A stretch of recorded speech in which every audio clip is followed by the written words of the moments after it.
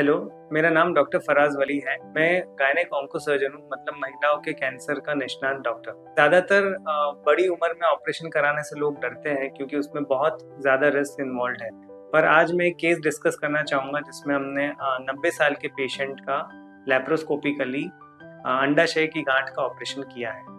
ये पेशेंट हमारे पास पेट का दर्द लेके आए थे और सिटी स्कैन में राइट साइड में एक गांठ, अंडाशय की एक छोटी सी गांठ दिखाई थी अराउंड 10 सेंटीमीटर की।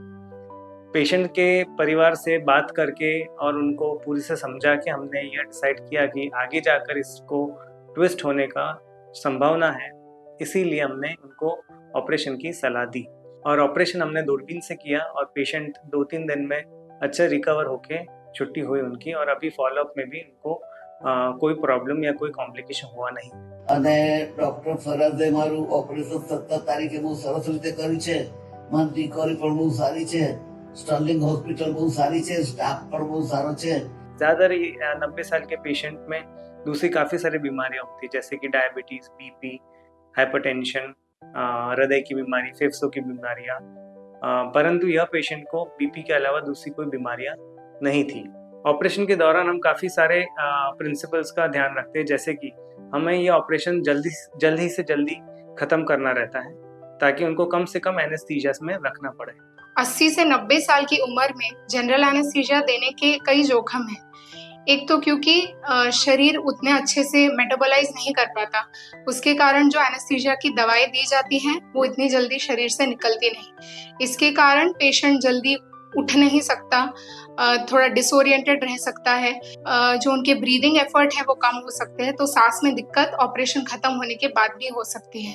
पूरे ऑपरेशन के दौरान जो हम कहते हैं मॉनिटरिंग, वो बहुत ही हमने ध्यान से किया था। पेशेंट काफ़ी अच्छे से एनेस्थीसिया और सर्जरी को टॉलरेट कर पाए और पूरे वक्त जैसे हमने ध्यान दिया उनका बीपी और हार्ट की गतिविधि सब कुछ अच्छा था। इसमें हमने बाकी चीज़ों का जो ध्यान दिया है वो है कि पेशेंट का शिफ्टिंग, मतलब उसको जब हम शिफ्ट करते हैं टेबल से नीचे, उनके बेड से टेबल पे लेना, टेबल से बेड में लेना, तब काफ़ी ध्यान रखना पड़ता है।